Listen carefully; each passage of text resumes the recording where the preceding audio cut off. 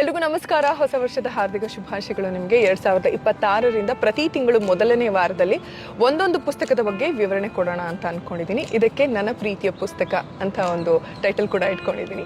So ಈ ವರ್ಷ ಮುಗಿಯೋಷ್ಟರಲ್ಲಿ ನಮಗೆ 12 ಪುಸ್ತಕಗಳ ಬಗ್ಗೆ ಮಾಹಿತಿ ಇರುತ್ತೆ. ಸೊ ಈ ತಿಂಗಳು ಅಂದರೆ ಮೊದಲ ಪುಸ್ತಕ ನಾನು ಆಯ್ಕೆ ಮಾಡ್ಕೊಂಡಿರೋದು ಕರ್ವಾಲೋ.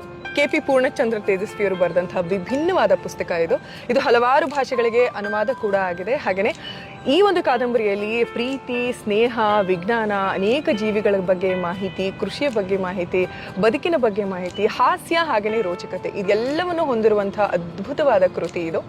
ಇನ್ನು ಈ ಕೃತಿ ಬಗ್ಗೆ ಮಾತಾಡೋದಾದ್ರೆ ಮೊದಲಿಗೆ KP ಪೂರ್ಣಚಂದ್ರ ತೇಜಸ್ವಿ ಅವರು ಏನಿದ್ದಾರೆ, ಅವರು ಒಂದು ಕಗ್ಗಾಡು ಮೂಡಿಗೆರೆಯಲ್ಲಿ ಕೃಷಿ ಭೂಮಿಯನ್ನು ಹೊಂದಿರ್ತಾರೆ.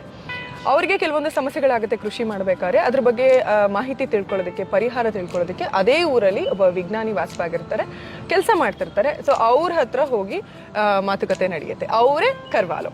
ಸೊ ಕರ್ವಾಲೋ ಈ ವಿಜ್ಞಾನಿ ತುಂಬ ವಿಶೇಷವಾದಂತಹ, ವಿಭಿನ್ನವಾದ, ಅದ್ಭುತವಾದ ವ್ಯಕ್ತಿ, ಅದ್ಭುತವಾದ ಜೀವನದ ಬಗ್ಗೆ ಒಂದು ವಿಶೇಷವಾದಂತಹ ಕಲ್ಪನೆಯನ್ನು ಹೊಂದಿರುವಂತಹ ವ್ಯಕ್ತಿ.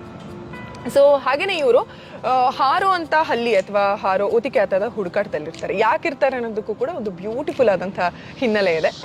ಇನ್ನು ಈ ಒಂದು ಕಾದಂಬರಿಯಲ್ಲಿ ಮಲೆನಾಡಿನ ಸೌಂದರ್ಯವನ್ನು ಅದ್ಭುತವಾಗಿ ವರ್ಣಿಸಿದ್ದಾರೆ. ಆ್ಯಂಡ್ ಸುಮಾರು ಜಾಗಗಳು ಬರುತ್ತೆ, ಸುಮಾರು ವ್ಯಕ್ತಿಗಳ ಪರಿಚಯ ಆಗುತ್ತೆ. ಜೇನು ಸೊಸೈಟಿ ಆಗಿರ್ಬೋದು, ಆ್ಯಂಡ್ ತೇಜಸ್ವಿ ಅವರ ಮನೆ ಆಗಿರ್ಬೋದು, ಆ್ಯಂಡ್ ಕರ್ವಾಲೋ ಅವರು ಕೆಲಸ ಮಾಡ್ತಿರುವಂಥ ಆಫೀಸು, ನಮ್ಮ ಮಂದನ್ನ, ಪ್ರಭಾಕರ, ಕರಿಯಪ್ಪ, ಯಂಗ್ಟ ಆ್ಯಂಡ್ ಕಿವಿ ಅಂತ ಒಂದು ಬರುತ್ತೆ. ಸೊ ಅದು ಬಂದು KP ಪೂರ್ಣಚಂದ್ರ ತೇಜಸ್ವಿ ಅವರ ಸಾಕು ನಾಯಿ. ಅದು ಕೂಡ ಇಡೀ ಕಾದಂಬರಿಯಲ್ಲಿ ಒಂದು ವಿಶೇಷವಾದ ಪಾತ್ರವನ್ನು ಪ್ಲೇ ಮಾಡುತ್ತೆ. ಸೊ ಈ ಥರ ಹಲವಾರು ಜಾಗಗಳು, ವ್ಯಕ್ತಿಗಳ ಬಗ್ಗೆ ಎಲ್ಲರೂ ಕ್ಯಾರೆಕ್ಟರು ಒಂದೊಂದು ಥರ ಆಯ್ತಾ. ಇನ್ನೇನು ಸೀರಿಯಸ್ ಆಗೇನೋ ಹೋಗ್ತಾ ಇದೆ ಅಂದಾಗ ಇಮಿಡಿಯೇಟಾಗಿ ಕಾಮಿಡಿ ಆಗುತ್ತೆ, ಬದುಕಿನ ಬಗ್ಗೆ ಏನೋ ಒಂದು ಪರ್ಸೆಪ್ಷನ್ ಚೇಂಜ್ ಆಗುವಂಥ ಒಂದು ಏನು ಘಟನೆ ನಡೆಯುತ್ತೆ, ಆ ಥರದ್ದು ಒಂದು. ಸೊ ಇವ್ರಿಗೆಲ್ಲ ಸೇರಿಕೊಂಡು ಕೊನೆಗೆ ಕಾಡಿಗೆ ಹೋಗ್ತಾರೆ. ಅಲ್ಲಿ ಹಾರೋ ಹಲ್ಲಿ ಅವ್ರಿಗೆ ಸಿಗುತ್ತೋ ಸಿಗಲ್ವೋ ಅನ್ನೋದೇ ಒಂದು ಕ್ಲೈಮ್ಯಾಕ್ಸ್ ಇದು. ಆ್ಯಂಡ್ ಈ ಒಂದು ಜರ್ನಿಯಲ್ಲಿ ಅದರ ಬಿಗಿನಿಂಗಿಂದ ಎಂಡಿಂಗ್ವರೆಗೂ ಜೇನು ಹುಳುಗಳ ಬಗ್ಗೆ ಸಿಕ್ಕಾಪಟ್ಟೆ ಮಾಹಿತಿ ಕೊಟ್ಟಿದ್ದಾರೆ.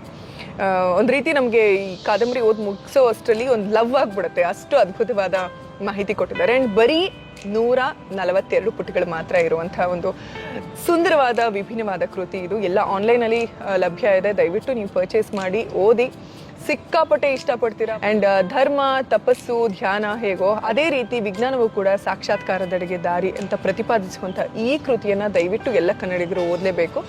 ಇದಿಷ್ಟಾಗಿತ್ತು ಇವತ್ತಿನ ನನ್ನ ಪ್ರೀತಿಯ ಪುಸ್ತಕ. ಮುಂದಿನ ತಿಂಗಳು ಮತ್ತೊಂದು ಪುಸ್ತಕದ ವಿವರಣೆಯೊಂದಿಗೆ ಮತ್ತೆ ಭೇಟಿ ಆಗ್ತೀನಿ. ನಮಸ್ಕಾರ.